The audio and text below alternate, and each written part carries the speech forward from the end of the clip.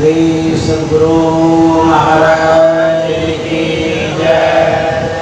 श्री सद्गुरु महाराज की जय। श्री सद्गुरु महाराज की जय।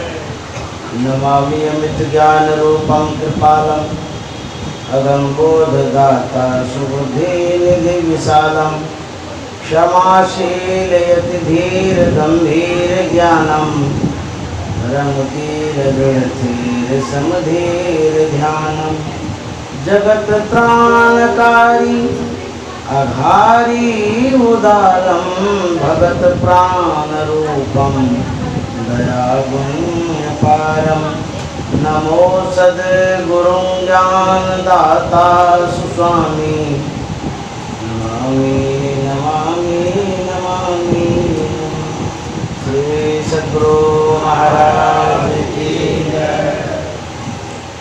परमाराध्य सद्गुरु महाराज गुरुदेव महर्षि संतसेवी परमानंद जी महाराज, मंच पर उपस्थित मूल मंगल में संत समाज,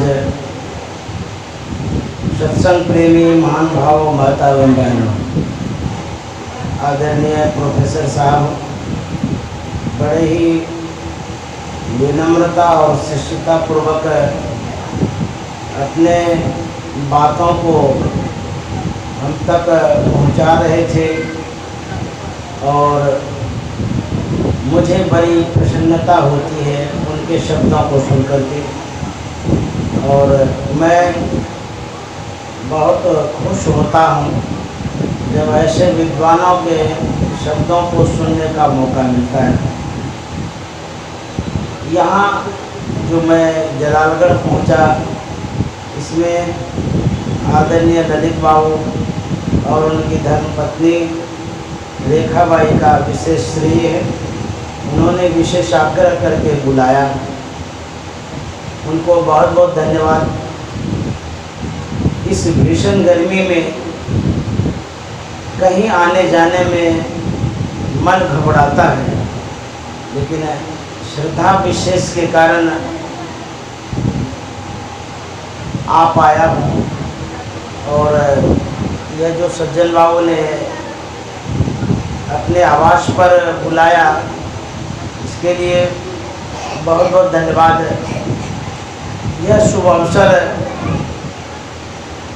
जब भी प्राप्त होता है तो उसमें परमात्मा की कृपा होती है, सद्गुरु की कृपा होती है। जब तक उनकी कृपा ना हो तो किसी को यह अवसर नहीं मिल सकता है। कहते हैं, गोस्वामी जी ने लिखा, बड़े भाग पाइए सत्संगा, बिने प्रयास होई भव भंगा। बड़े भाग्य से यह सत्संग मिलता है, और जिनको सत्संग मिल जाता है, कहते हैं उनका जो जीवन है धन्य हो जाता है। एक बार नानक साहब का सत्संग हो रहा था, जिसमें बड़े छोटे पढ़े अनपढ़ सभी वर्ग के व्यक्ति सत्संग सुनने के लिए आया करते थे। एक बालक था जो बराबर आता था। बराबर आने के कारण नानक साहब ने पूछा कि बाबू, जो बड़ा बड़ा आदमी है वो तो समझदार है, मैं जो कुछ कहता हूँ वो समझता है, इसीलिए मेरे सत्संग में आता है। तो नन्हा मुन्ना बच्चा है, तुम क्या समझते हो सत्संग में आ जाते हो? बालक जवाब देता है कि बाबा, जब मैं घर पर रहता हूँ, जिस समय मेरी माँ भोजन बनाती है, मैं देखता हूँ माँ को जब मोटी मोटी लकड़ियाँ चूल्हे में डालती हैं तो देर से जलती हैं, जब पतली पतली टहनियाँ डालती हैं तो जल्दी जल जाती हैं। यह देख करके मेरे मन में प्रेरणा हुई, बोध हुआ कि जो बड़े बड़े व्यक्ति हैं वो तो मोटी मोटी लकड़ियों के समान हैं, वो तो देर से मरेंगे। जो छोटे छोटे बच्चे हैं वो पतली पतली टहनियों के समान हैं, वो जल्दी मर जाएंगे। इसीलिए आपके सत्संग में आ जाता हूँ। बाबा नानक ने कहा तू बच्चा नहीं, तू तो बुढ़ा है जी। वास्तव में तुमने ही सत्संग को समझा है। न बालक न यौवने न वृद्धि कछु बंद, वह अवसर नहीं जानिए जब आए परे जमफंद। किस समय इस संसार से पूछ कर जाएंगे इसका कोई पता नहीं है, क्योंकि संत महात्मा कहते हैं आए हैं सो जाएंगे, कब जाएंगे ये पता नहीं है। कौन कौन जाएंगे? राजा रंक फकीर, एक सिंहासन चढ़ी चले एक बंधे जात जंजीर। जो गरीब व्यक्ति है वो जाता है तो लोग सोचते हैं गरीब आदमी था मर गया, लेकिन जो पैसे वाले हैं उनको तो यहाँ रहना चाहिए था। जो अमीर आदमी है पैसे वाले हैं वो क्यों चले जाते हैं? यहाँ का नियम ही है, चाहे जितना भी धनवान बन जाइए, गुणवान बन जाइए, एक दिन सबको जाना होगा। सब कुछ छोड़ के जाना होगा, कुछ भी साथ में नहीं जाएगा। इसलिए संत महात्मा कहते हैं यदि साथ में जाएगा सत्संग और ध्यान जाएगा, भगवत भजन ही जा सकता है और साथ में कुछ नहीं जाएगा। हम संसार के कामों को करते हैं, हलचल न करें। कभी व्यवधान उत्पन्न होता है, कठिनाइयाँ आती है, व्यक्ति विचलित हो जाता है। संत महात्मा कहते हैं परिस्थितियाँ प्रतिकूल होती हैं, लेकिन प्रतिकूल परिस्थितियों में भी परमात्मा को याद करना चाहिए, क्योंकि अनुकूल करने वाले तो परमात्मा ही है, उसके अलावा कोई अनुकूल नहीं करेंगे। धैर्य रखना चाहिए। भगवान बुद्ध का उपदेश है। भगवान बुद्ध और आनंद कहीं टहल रहे थे। भगवान बुद्ध को प्यास लगी। भगवान बुद्ध ने आनंद से कहा कि आनंद, पास के जलाशय से जल ले आओ, मुझे प्यास लगी है, पानी पीना है। आज्ञा पाकर के आनंद पात्र लेकर के झरने के पास गया। जिस झरने में जल लेना था उसी समय एक बैलगाड़ी बनाया, बैलगाड़ी उसमें घुसा दिया और इस पार से उस पार चला गया। जल अशुद्ध हो गया, गंदा हो गया, अपवित्र हो गया, अपेय हो गया। आनंद देखा कि जल पीने लायक नहीं है। उनके मन में हुआ कि भगवान बुद्ध से आज्ञा ले लेता हूँ तो दूसरे जलाशय से जल ले आऊँ। आनंद पहुँचता है भगवान बुद्ध के पास। भगवान बुद्ध से निवेदन करता है कि भगवान यदि आपकी आज्ञा हो तो दूसरे झरने से जल ले आओ। आनंद भगवान बुद्ध ने कहा कि जहाँ गया था वहाँ क्या हुआ?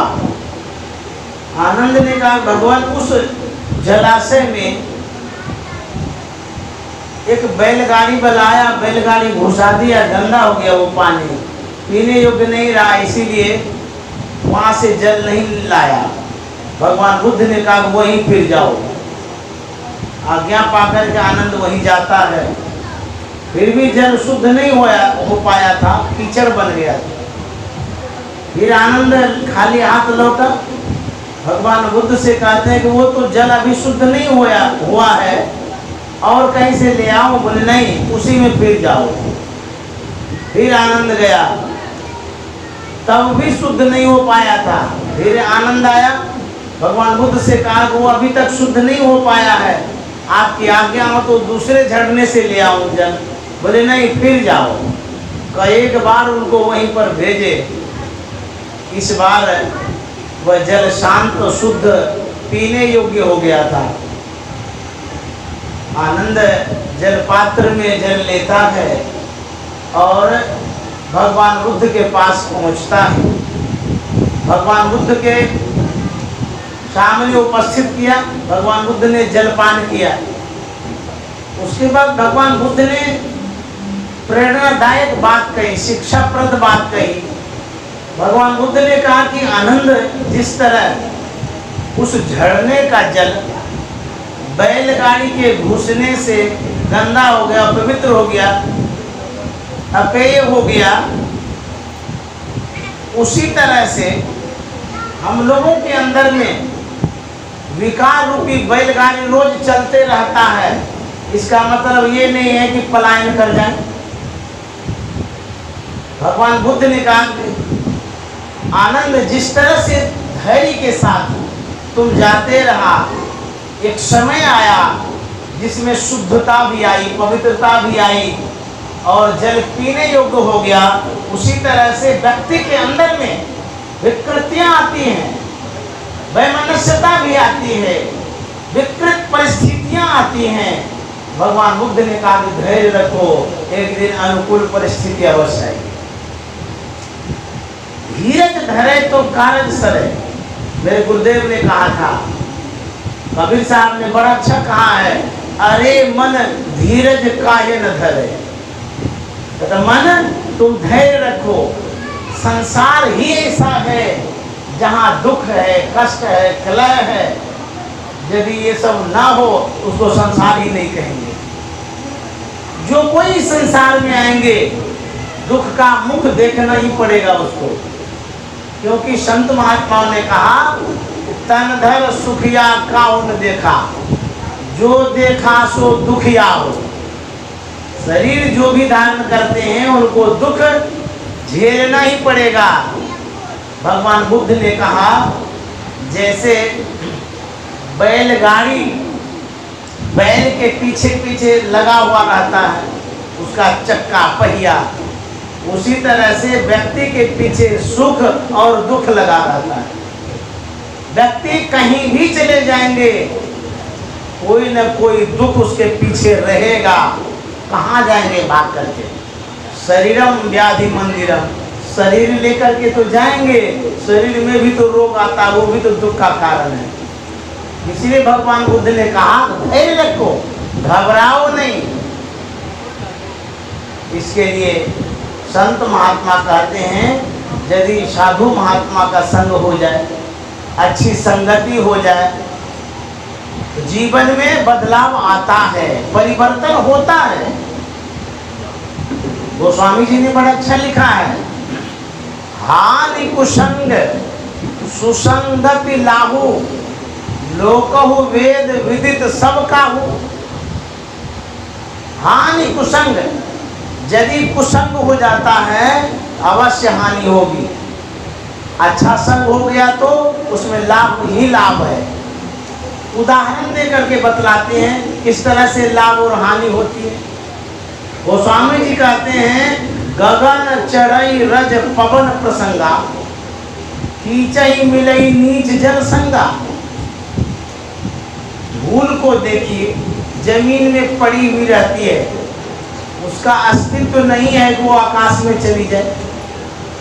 लेकिन अच्छी संगति जब होती है, अच्छे का जब संग मिलता है, वो जड़ धूल आकाश में उड़ने लगती है हवा के संग से। पवन का जब प्रसंग होता है, जब संग होता है, अच्छी संगति हो गई, वो हवा उड़ा करके आकाश में ले जाती है। आकाश में तो चली गई, यदि वहां बुरी संगति हो जाए तो, जल का संग हो गया तो कहता वो आकाश में जो धूल उड़ रही थी अच्छे संग के प्रभाव से, गलत संग जो वहां हो गया पानी का, वो सीधे धूल कीचड़ में मिल जाती है। कीचड़ मिले नीच जल संगा।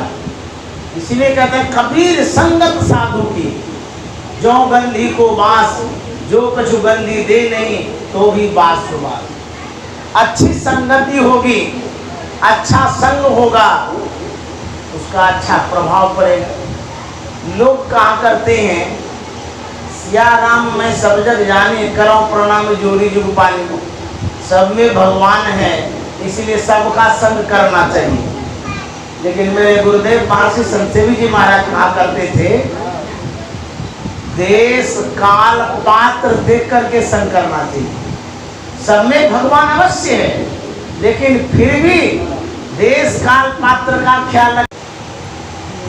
उदाहरण देकर के बतलाते थे, जैसे गाय है, वो भी जानवर है। गाय का संग करेंगे तो वो जान से कभी नहीं मारेगी, सिंह उधर उधर मारती लेकिन जान से नहीं मारेगी।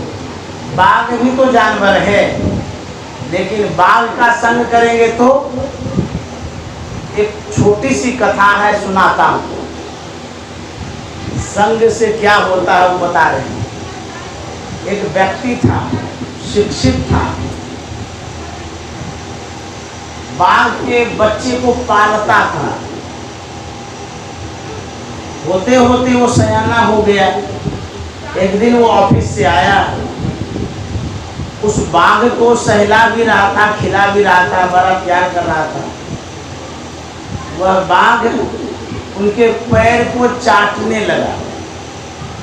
उसके जीभ में रुखरापन होता है, चाटने के कारण उस सज्जन का त्वचा जो है ना फट गया, खून का स्राव हुआ। बाघ के जीभ से वो खून स्पर्श किया। मानव के खून का प्यासा होता है। सज्जन के पैर में दर्द हुआ, पीछे किया पैर।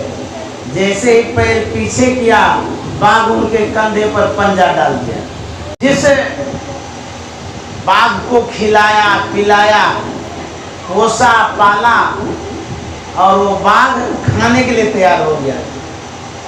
एकदम खाना चाह रहा था उसको। तो सज्जन अपने नौकर से कहता है कि जल्दी बंदूक ला करके इसको मार दो, नहीं तो मेरी जान चली जाएगी। नौकर आया, बाघ के सीने में गोली दागा, उसके बाद उनकी जान बची। गाय कभी इस तरह से करेगी? नहीं करेगी। बाघ ने किया। जानवर तो दोनों है। उसी तरह से संसार में जितने मानव हैं, सब में भगवान का वास है, लेकिन सब अलग अलग प्रवृत्ति के हैं, अलग अलग विचार के हैं, अलग अलग स्वभाव के हैं। कोई गाय स्वभाव के सज्जन हैं, कोई बाघ स्वभाव के बदमाश हैं। इसीलिए कहते हैं संगत सबका मत करिए।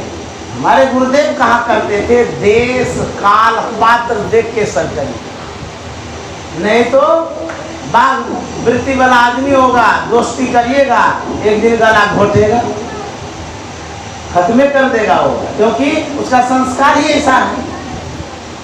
सूरदास जी महाराज ने लिखा है, तजो मन हरि विमुखन के संग, जिनके संग कुमति उपजत हैं, परत भजन में भंग, तजो मन हरि विमुखन के संग।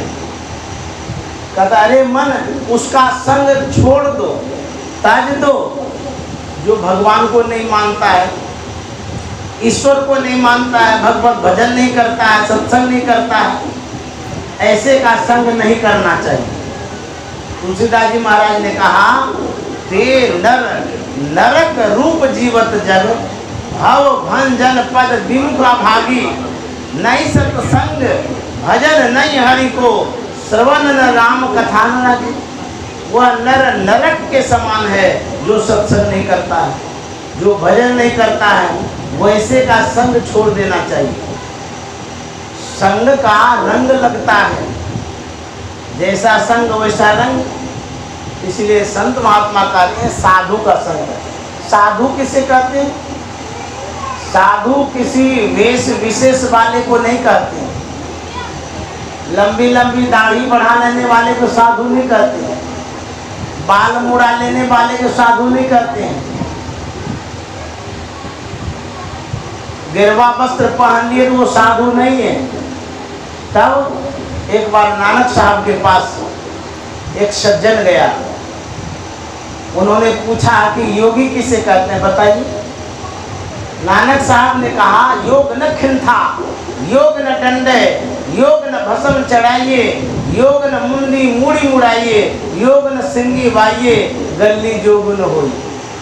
कहते हैं योग न खिंथा, लंबा कुर्ता पहन लेने से योगी नहीं होता है। योग न डंडे, लंबा डंडा रखने से कोई योगी नहीं होता है।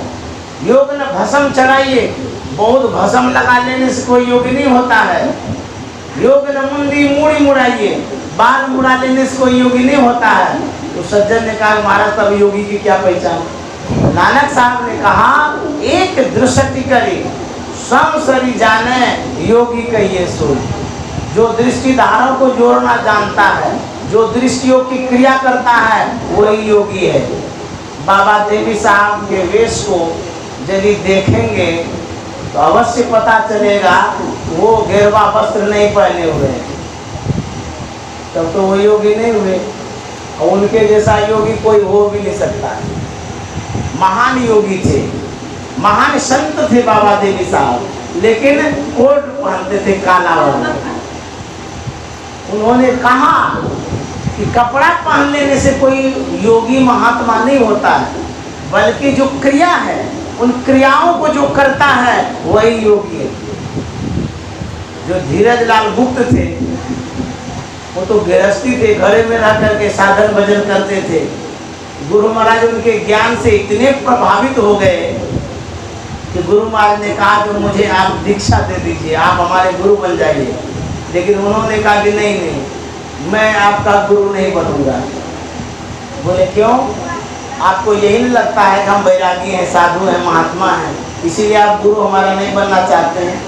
गुरु महाराज ने कहा यदि वह ज्ञान जो आप बतला रहे हैं एक कुत्ता से भी मिलेगा, उनको मैं गुरु बना लूँगा, ऐसा गुरु महाराज ने कहा। वो ऐसे सब साधु, हमारे राजेंद्र बाबू जो बाबा देवी साहब के शिष्य थे, वकील थे, लेकिन फिर भी इतने ध्यानी थे, इतने बड़े अभ्यासी थे, उनसे गुरु महाराज ने दृष्टि योग की क्रिया दिया। तो कहते हैं कि जो योग करते हैं उसको योगी कहते हैं। उसके लिए आप किसी वेश में, किसी परिवेश में, किसी देश में कोई भी रोजगार करिए, कहीं भी रहिए, आप साधु। साधु स्वभाव को कहते हैं, साधु आचरण को कहते हैं, साधु व्यवहार को कहते हैं, साधु ज्ञान को कहते हैं, न कि कपड़ा वस्त्र को कहते हैं। इसीलिए जो कोई साधना करते हैं वही साधु हैं, चाहे वो स्त्री हो, पुरुष हो, हिंदू हो, मुसलमान हो, कोई भी हो। संत मत यही कहता है कि साधना जो करता है वो साधु है। जो साधु हैं कहते उनका संग करो, उनके संग से आपके अंदर में परिवर्तन होगा, बदलाव होगा। व्यक्ति के शरीर में बदलाव नहीं आता है, संग करने से व्यक्ति के विचारों में बदलाव आता है, व्यवहारों में बदलाव आता है, मन बदलता है, विचार बदलता है। गोस्वामी जी ने लिखा, काक होई पिक बकौ मराला, कौवा कोयल हो जाता है, बगुला हंस हो जाता है। अर्थात जो कटुवादी हैं मृदुभाषी हो जाते हैं, और जो हिंसक हैं अहिंसक हो जाते हैं। विचारों में बदलाव आता है संग से, न कि रंग रूप में बदलाव आता है।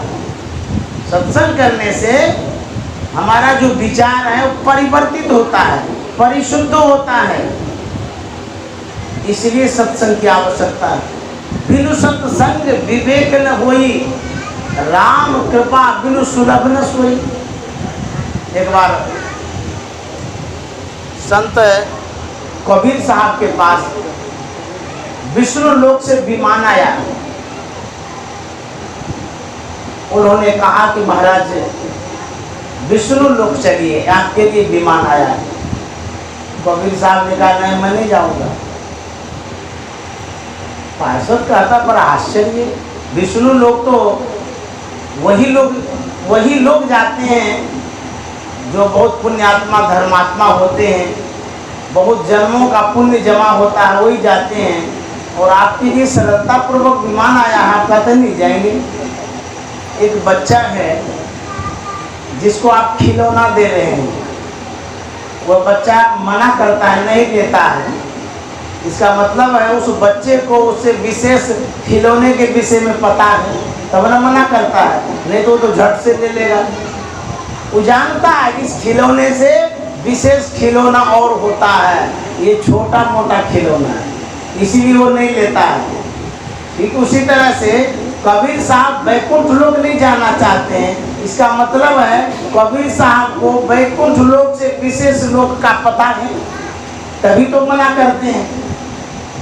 अंतिम में कबीर साहब कहते हैं, राम बुलावा भेजिया दिया कबीरा रोज, जो सुख साधु संग में सो वैकुंठ न हो। जो साधु संग में सुख है वो वैकुंठ लोक में सुख नहीं है, इसलिए मैं वहां नहीं जाऊंगा। साधु संग में सुख क्या है? कहते हैं शरीर का सुख भले ना हो लेकिन मन का सुख जरूर है। जब ज्ञान की बात सुनते हैं मन में शीतलता होती है, मन शांत होता है, मन में पवित्रता आती है। पलटू साहब ने कहा, आग लगी आकाश में चुई चुई पर अंगार, अगर न होते संत जन तो जल जाता संसार। आज तक देखे आकाश में आग लगी है? कोई नहीं देखे हैं। लेकिन ऐसा क्यों कहा गया? बोले ये बाह्याकाश में नहीं, जितने जीव हैं मानव है सबके अंदर में आग लगी है। क्योंकि जब आग लगी है तो जलता क्यों नहीं है? वो विकारों का आग है, काम का आग है, क्रोध का आग है, लोभ का आग है, मोह का, ये विकारों का आग है।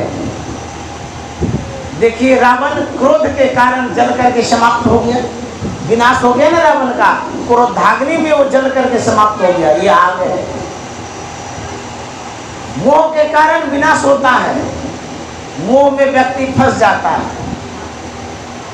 लोभ के कारण व्यक्ति का विनाश होता है। ये सब आग है, विकार है। कहते हैं संसार में यदि सत्संग ना हो, सद्गुरु के ज्ञान का प्रचार प्रसार ना हो तो लोग जल करके मर जाएगा। ये ज्ञान जो है ये वर्षा के समान है, बूंद के समान है, ये शीतलता प्रदान करता है। अगर न होते संत जन तो जल जाता संसार। ये ठंडक प्रदान करता है, इसलिए ज्ञान की आवश्यकता है। हम लोग सत्संग के लिए किसी को कहते हैं तो आने से कतराता है। जो पैसे वाले हैं, बड़े बड़े धनाढ्य व्यक्ति हैं, उनको यदि कहा जाता है तो हमारे परिवार के लोग वहाँ नहीं जाएंगे। क्यों? वहाँ साधारण लोग बैठे रहते हैं, मेरी प्रतिष्ठा चली जाएगी। लोगों को हास करेंगे कि इनकी बहू बेटी सत्संग में गई है, इसीलिए नहीं भेजते हैं। यदि वही बहू बेटी कहे कि हम सिनेमा देखने जाएंगे रात में, वो बाबू क्या कहते हैं, हाँ जाओ, पैसा भी ले लो, जितना लगेगा खर्चा करो, खूब बढ़िया से खाओ, एंजॉय करो। रात में आपकी बहुएं बेटियां जाती हैं सिनेमा देखने। कैसे व्यक्तियों का संग है, थोड़ा देखिए तो विचारिए। वहां जहां आपकी बेटी है, बहू है, वहां बगल में कुर्सियां लगी हुई है, वहां बदमाश है, गुंडा है, उसी के बगल में आपकी बेटी बहू है, वहां आपकी इज्जत बढ़ती है, प्रतिष्ठा बढ़ती है। और जहां सत्संग हो रहा है वहां आपकी प्रतिष्ठा घटती है। क्यों? यही नासमझ की बात है। यहाँ शिक्षित व्यक्ति आते हैं, समझदार व्यक्ति आते हैं, शुद्ध पवित्र व्यक्ति आते हैं। यहाँ जो इज्जत बनेगा, प्रतिष्ठा बनेगी, वो वहाँ नहीं बन सकता है। अच्छा से यहाँ बिछावन लगाया गया है, सबको बैठने के लिए दिया गया है। जहाँ आपकी बहू बेटी बैठी हुई है जिस कुर्सी पर, वो कुर्सी कब कब धोई गई है सो बताइए। क्या साल में वो कुर्सी धोते हैं वो लोग, सिनेमा वाले। उस कुर्सी में खुजली वाले भी बैठते हैं, नोच लेते हैं और कुर्सी में पोंछ देते हैं। उस कुर्सी में पान खाने वाले बैठते हैं, मुंह में उंगली दे देता है और वही पान वाला हाथ कुर्सी में पोंछ देता है, उसी पर आपकी बहू बेटी बैठती है। कितनी पवित्रता है वहाँ पर, कितनी शुद्धता है। और यहाँ वैसा नहीं होता। सत्संग में पवित्र बिछावन है, पवित्र लोग हैं, पवित्र वातावरण है, पवित्र शब्दों का संवाद है। वहाँ भेजने में आप संकोच भी नहीं करते हैं और सत्संग में भेजने में जाने ही नहीं देते हैं। दुर्भाग्य, यह सोच है हम लोगों की। सत्संग में सुधार होगा, या नहीं भेजते हैं, बाहर भेजते हैं। एक तरुण सागर जी महाराज ने, उन्होंने कहा हमारे पास टी सेट है, टीवी सेट है, डिनर सेट है, माइंड अप सेट है, ये जितना सेट है सब अब सेट हो गया। इसलिए यदि मस्तिष्क को सेट करना चाहते हैं, जिसका मस्तिष्क अब सेट हो गया है, कहते हैं सत्संग में ही सेट होगा, नहीं तो संसार में सेट नहीं होगा, अब सेट हो जाएगा। सत्संग की बड़ी आवश्यकता है। आदरणीय प्रोफेसर साहब कह रहे थे, पाश्चात्य देश में यह परंपरा नहीं है जो भारत में है। यहाँ सत्संग होता है, ध्यान होता है, यहाँ सिखाया जाता है कि किस तरह से हम मानव बनेंगे। पश्चात देश में धन बहुत है, लेकिन शांति नहीं है, सुख नहीं है। एक सज्जन गुरुदेव महर्षि संतसेवी जी महाराज के पास गए, दिल्ली में, करोड़पति था, परिचय हुआ। गुरुदेव ने कहा आप तो करोड़पति हैं, मैं कौड़ीपति हूँ, आप मेरे पास क्यों आए? बोले कि बाबा मेरे पास धन तो बहुत है, बहुत कुछ है, लेकिन मन में शांति नहीं है। गुरुदेव ने कहा शांति यदि किसी शहर में मिलती तो उसको खरीद करके सबसे बड़े स्टोकर आप होते, जिनको आवश्यकता होती वो आपके पास जाते शांति खरीदने के लिए। लेकिन शांति किसी शहर में नहीं मिलती है। शांति कहाँ है? हमारे गुरु महाराज ने बतलाया है, नुक्ते सफेद सन्मुख झलके झलाझली, शहरग में नजर फिर कर तज मन की चंचली, नुक्ते सफेद सन्मुख। संतों ने कही रायगी शांति की असली, संतों ने कही रायगी शांति की असली,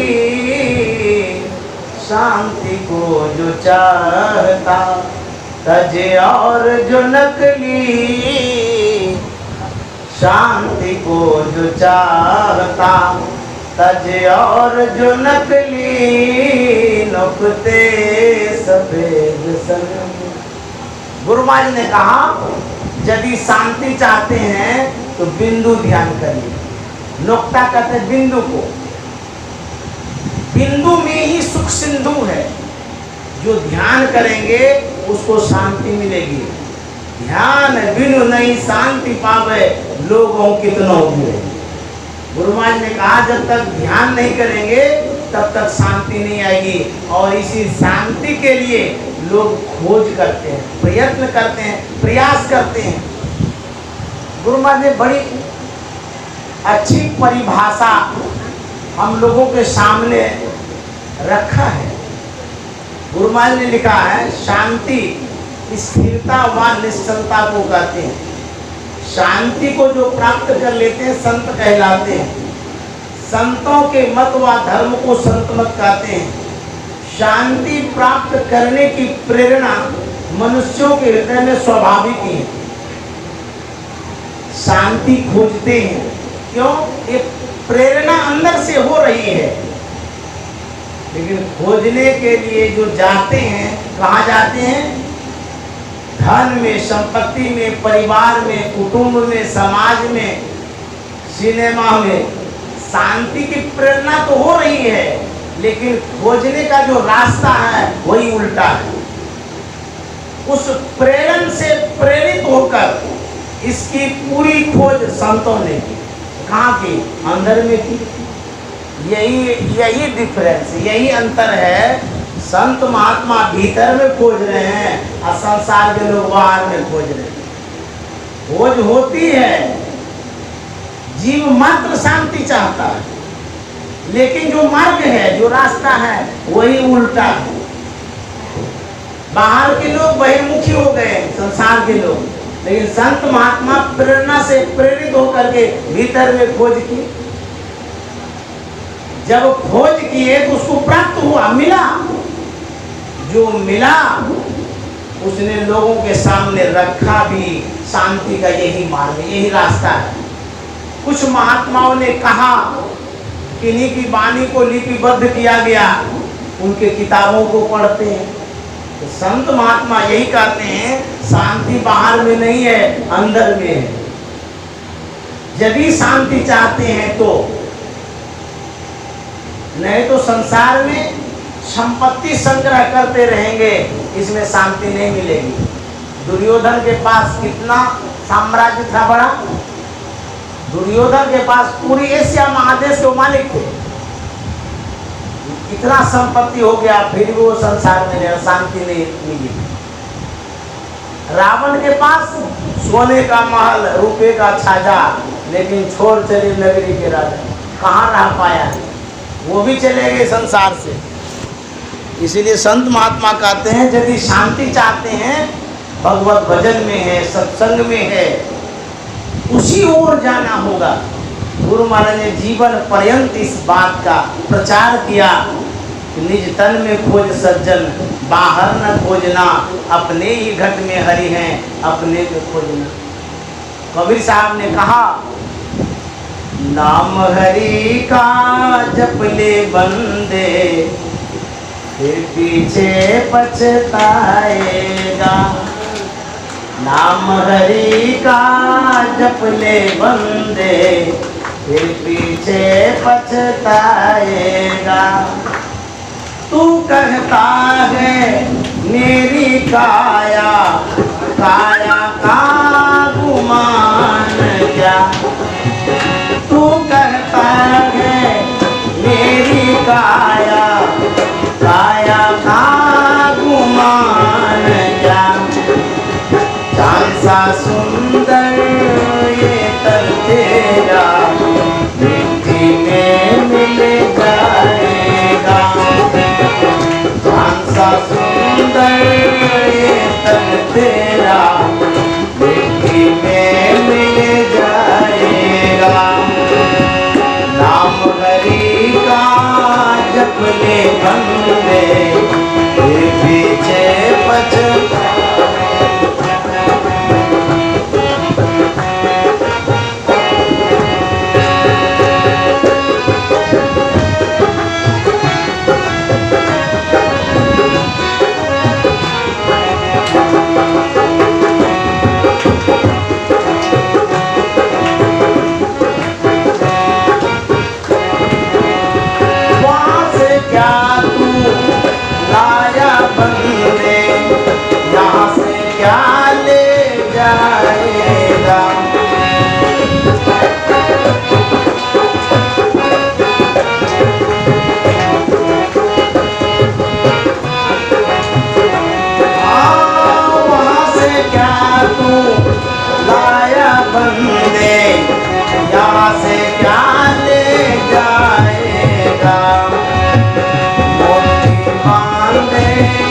आया जग में हाथ पसार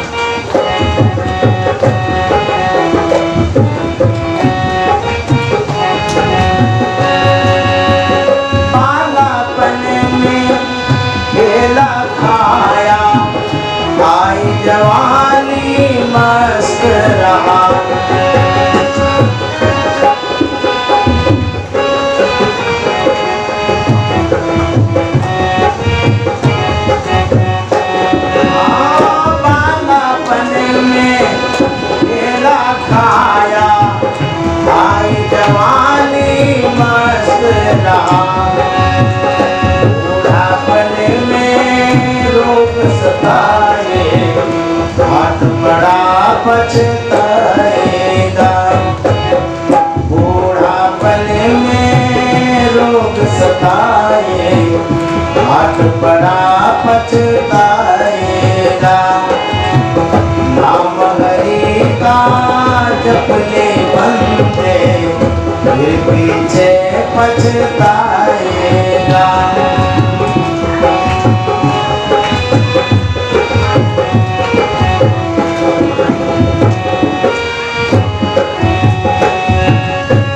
जपना है तो जप ले बंदे, आखिर तो मिट जाएगा।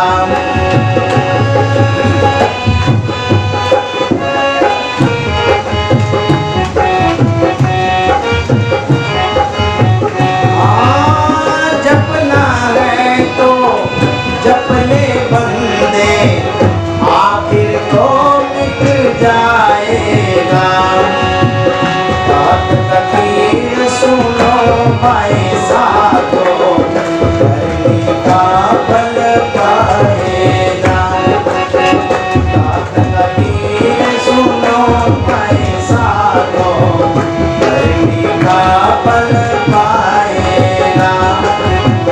नाम हरि का जप ले बंदे, फिर पीछे पछताएगा। नाम हरि का जप ले बंदे, फिर पीछे पछताएगा। हे सद्गुरु महाराज की समय शेष हो गया है। अब हम लोग आरती की ओर बढ़ेंगे। मैं सज्जन भाव को शुभकामना देना चाहूँगा, धन्यवाद देना चाहूँगा। इस नवीन आवास पर जो सत्संग कराया, बड़ा पवित्र काम किया, बहुत अच्छा यज्ञ किया, और इस घर में सुख शांति से रहे, यही मंगल कामना करता हूँ। गुरु माँ से प्रार्थना करता हूँ कि घर में आनंद बना रहे, सत्संग भजन होते रहे, और उनके जो परिवार हैं सुख शांति से रहे। आप लोगों ने जो समय दिया उसके लिए गुरु महाराज की तरफ से बहुत बहुत शुभकामना। और जो सत्संग में नहीं आ पाए हैं उनके लिए भी शुभकामना है, क्योंकि कुछ आए हैं कुछ नहीं भी आए हैं। तो मैं गुरु महाराज से प्रार्थना करता हूँ कि सबके ऊपर कृपा बनी रहे। श्री सद्गुरु महाराज की।